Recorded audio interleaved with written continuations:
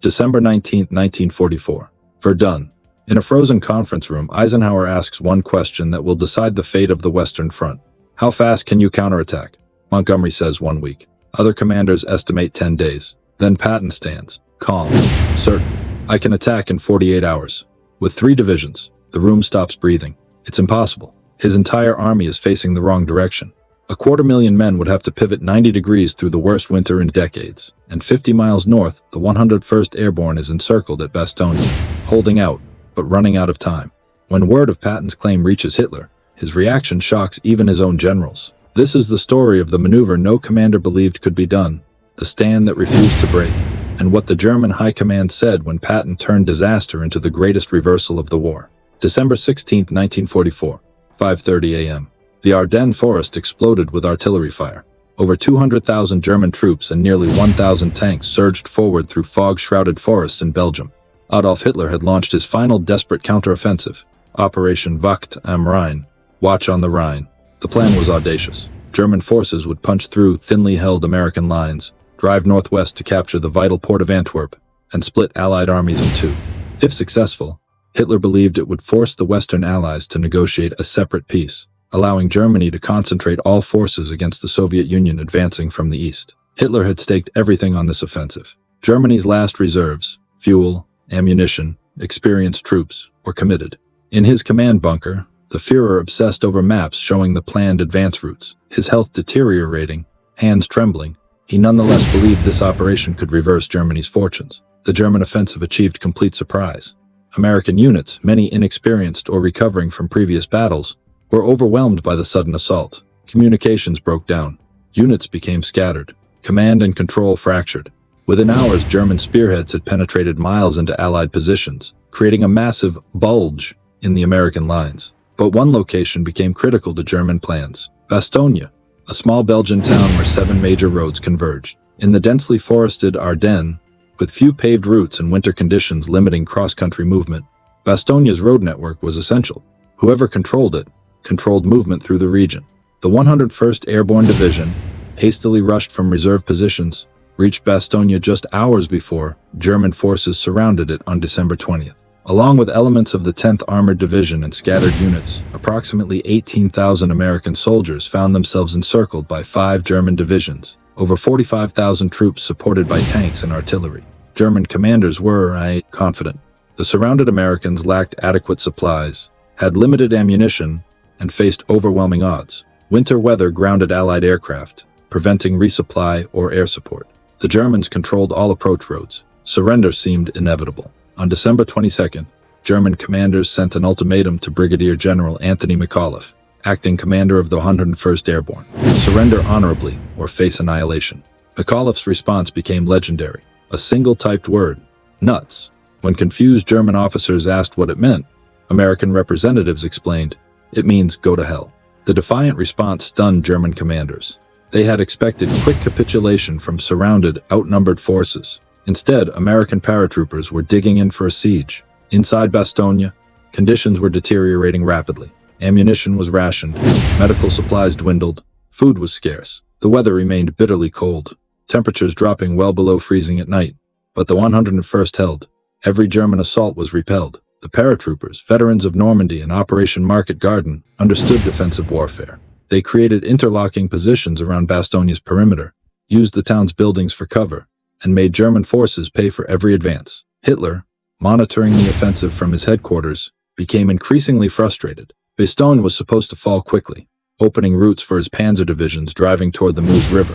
Instead, it remained an obstacle, a roadblock held by stubborn American paratroopers who refused to surrender despite impossible odds. December 19, 1944, 11 a.m. The emergency conference at Verdun brought together 16 senior Allied commanders. Supreme Commander Dwight Eisenhower opened the meeting with characteristic directness. The present situation is to be regarded as one of opportunity for us and not of disaster. The statement seemed absurd to some commanders. German forces had driven a massive bulge into Allied lines. American positions were scattered across the Ardennes. The 101st Airborne was surrounded at Bastogne. But Eisenhower's strategic instinct was sound. The German offensive had pulled their reserves out of defensive positions, creating opportunities for counterattack. Eisenhower turned to Lieutenant General George Smith Patton, Jr., commanding 3rd Army to the south. George, how soon can you attack north with substantial force? What happened next would enter military legend. Patton walked to the situation map. I can attack with 3 divisions on December 22nd, he stated firmly. 48 hours from now. Several commanders laughed, thinking Patton was grandstanding. Even his friend General Omar Bradley was skeptical. 3rd Army was engaged in active operations 140 miles south, facing east toward Germany, turning the entire army 90 degrees, moving it over winter roads, and launching a coordinated attack in 48 hours seemed impossible. When can you start? Eisenhower pressed, wanting a realistic assessment. The morning of December 22nd, Patton repeated without hesitation. The confidence wasn't bluff. While other commanders had slept, Patton's staff had worked through the night preparing contingency plans. Patton had studied maps, calculated movement times, and pre-positioned reconnaissance teams. He knew it was possible because he had already planned it. The contrast with British Field Marshal Montgomery was stark. Montgomery, commanding forces north of the Bulge, stated he would need until January 1st to prepare a proper counteroffensive, 2 weeks to organize, mass forces, and ensure adequate supplies. This methodical approach was typical Montgomery. Thorough, careful, reluctant to attack before everything was perfect. Eisenhower made his decision. Patton would attack south of the Bulge on December 22nd. Montgomery would organize northern counteroffensive for early January. The meeting adjourned with Patton's reputation on the line. He had publicly promised the impossible before the entire Allied command structure. As commanders departed, Bradley pulled Patton aside. George, you better deliver on this. Every general here just heard you promise something most think can't be done. Patton's response was simple. I'll be in Bastogne by Christmas. What followed was one of the most remarkable military maneuvers in American history. 3rd Army, approximately 250,000 soldiers, over 130,000 vehicles, actively engaged in combat operations, had to disengage, pivot 90 degrees, and attack northward while maintaining combat effectiveness. The logistics were staggering. Roads were narrow, icy, packed with military traffic moving in multiple directions. Artillery battalions needed to relocate from firing positions. Communications networks had to be reconfigured. Supply dumps established for eastward operations had to be relocated. The weather was brutal. Temperatures plunged below freezing. Snow mixed with freezing rain created treacherous conditions. Vehicles broke down from cold, but Patton's staff executed movement orders with remarkable efficiency. Unit commanders understood that speed mattered more than perfect positioning. By December 21st, all 3 divisions were in position south of Bastogne, the 4th Armored Division as spearhead, supported by the 26th and 80th Infantry Divisions. They had covered distances ranging from 75 to over 150 miles in 48 to 72 hours, exactly as Patton promised. Bradley, watching from headquarters, was amazed. He had doubted whether Patton could deliver. Now 3rd Army forces were positioned to attack, on schedule, despite challenges that should have made the operation impossible. December 22nd, 1944. In his command headquarters, Adolf Hitler studied reports of American movements with growing alarm. His intelligence officers reported something that seemed impossible. Patton's entire 3rd Army was pivoting north toward the Bulge. Hitler's initial reaction was disbelief. Moving an entire army, hundreds of thousands of soldiers, thousands of vehicles, 90 degrees in winter conditions while maintaining combat capability was considered beyond American organizational abilities. German doctrine assumed such maneuvers required weeks of preparation. But reconnaissance reports and intercepted radio traffic confirmed it. 3rd Army was moving. Fast. The 4th Armored Division was already engaging German positions south of Bastogne. Infantry divisions were deploying for coordinated assault. The movement's speed and coordination stunned German commanders. Patton, Hitler reportedly said to his staff. Always Patton. The German leader had developed what amounted to obsession with the American general. German intelligence had tracked Patton since North Africa, studying his tactics, analyzing his operational patterns, trying to predict his moves. During the planning of the Ardennes offensive, German commanders had specifically considered Patton's likely response. They calculated it would take him at least a week to organize counterattack, time enough for German forces to reach the Meuse River and consolidate gains. The 48-hour pivot had never been considered possible. Hitler's frustration manifested in orders to his field commanders. Bastogne must be taken immediately. The American pocket had become more than tactical obstacle. It was psychological problem. If surrounded paratroopers could hold indefinitely, it demonstrated American resilience that contradicted German assumptions about enemy morale. German forces intensified attacks on Bastogne's perimeter. Fresh divisions were committed. Artillery bombardment increased. But the 101st Airborne held every position. Each German assault was repelled. The weather, which had initially favored German operations by grounding Allied aircraft, now turned against them, making movement difficult and complicating supply lines. On December 23rd, the weather cleared. Allied air power, grounded for days, struck German positions with devastating effect. Hundreds of C-47 transport aircraft dropped supplies to Bastogne's garrison. Paratroopers rushed to retrieve containers of ammunition, rations, and medical supplies. Morale soared. They weren't abandoned. Hitler's response to the supply drops revealed his deteriorating grasp of battlefield reality. He ordered his Luftwaffe to intercept the transports, but German air forces no longer had capability to challenge Allied air superiority. He demanded intensified attacks on Bastogne, but German units were already committed to maximum effort. Meanwhile, Patton's forces ground northward against stubborn German resistance. The 4th Armored Division spearheaded the advance, its commander Lieutenant Colonel Creighton Abrams driving his tankers forward relentlessly. Progress was measured in hundreds of yards, sometimes less. German defenders understood that preventing Patton's relief of Bastogne was crucial to the entire offensive's success. December 26, 4:50 p.m. The lead tank of Abrams' task force, Sherman tank Cobra King, broke through German lines and reached Bastogne's perimeter. Lieutenant Charles Bogus, commanding the tank, stood in his turret hatch, waving an orange identification panel. Soldiers of the 101st Airborne's 398th Engineer Battalion recognized American tanks approaching from the south. The siege was broken. Within hours, supply convoys entered Bastogne. Medical evacuation began.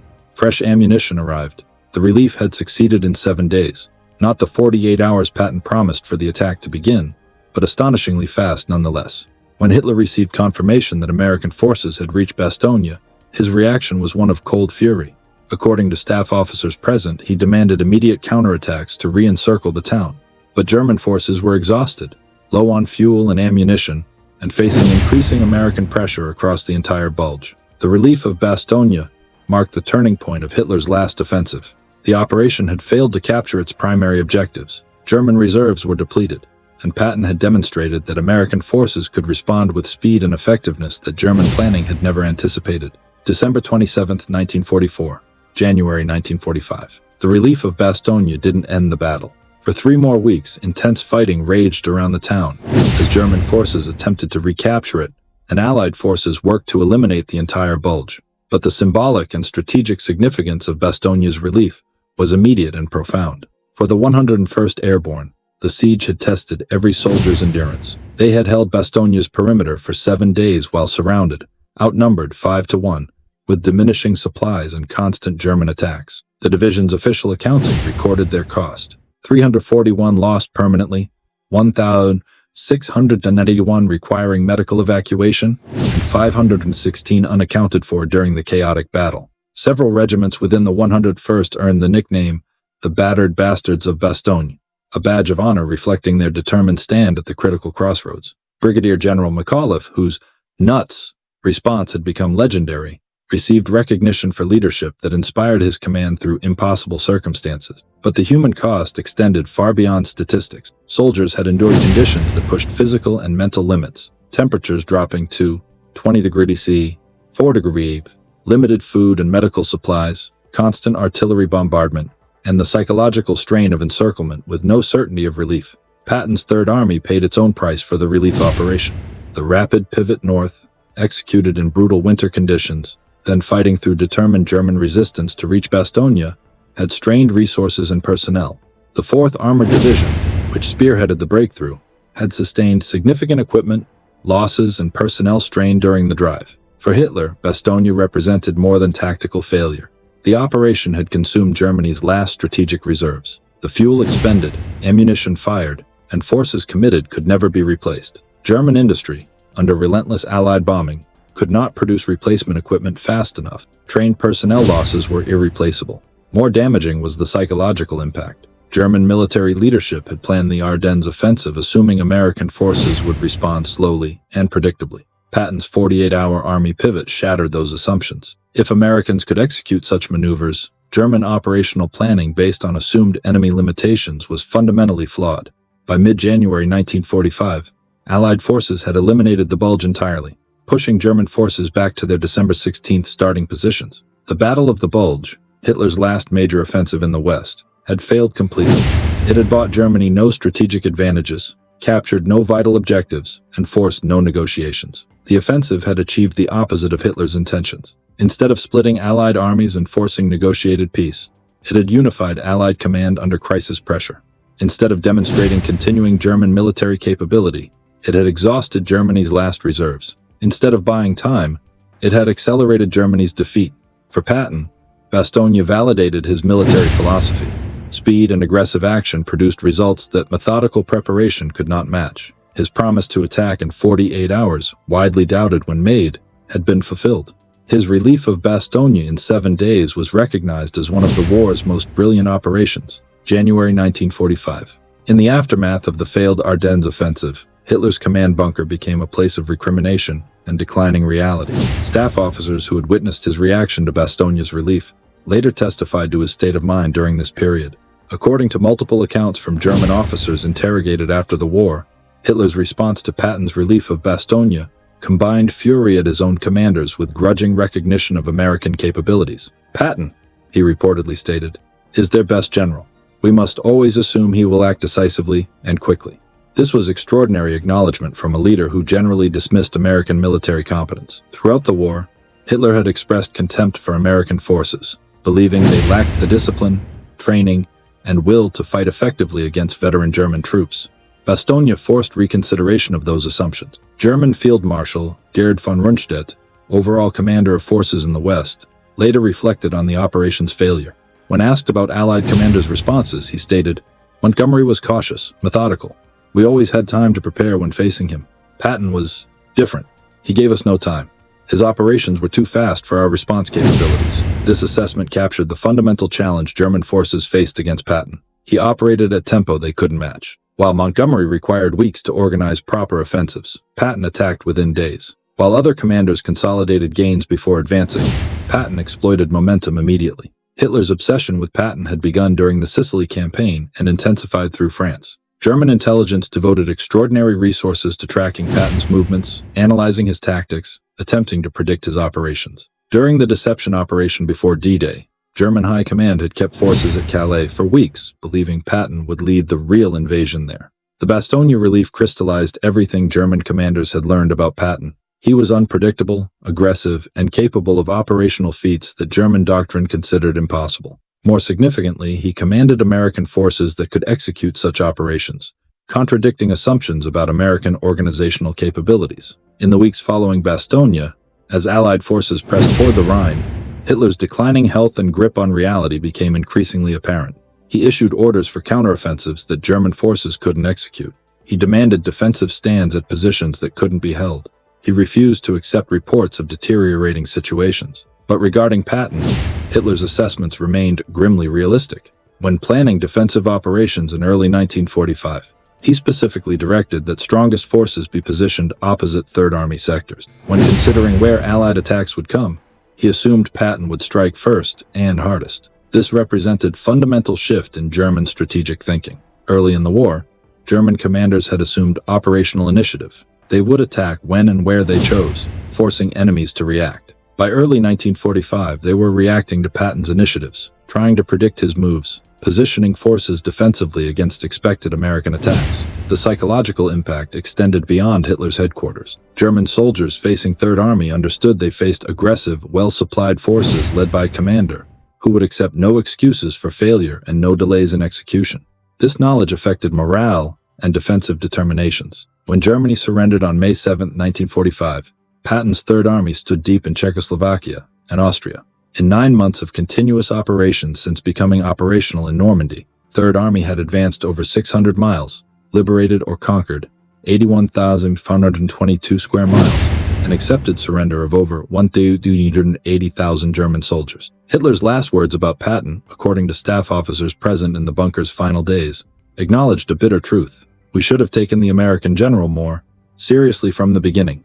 By the time we understood his capabilities, it was too late to counter them effectively." This admission, from a leader who rarely acknowledged errors, captured the essence of Patton's impact on the war. He had forced German high command to recognize that American forces, properly led and aggressively employed, could match and exceed German tactical capabilities. That recognition came too late for Germany to adjust, but it was recognition nonetheless. The 101st Airborne stand at Bastogne and Patton's relief operation together demonstrated qualities Hitler hadn't expected from American forces: ability to endure impossible conditions, refusal to surrender despite overwhelming odds, and capacity for rapid, decisive operational maneuver.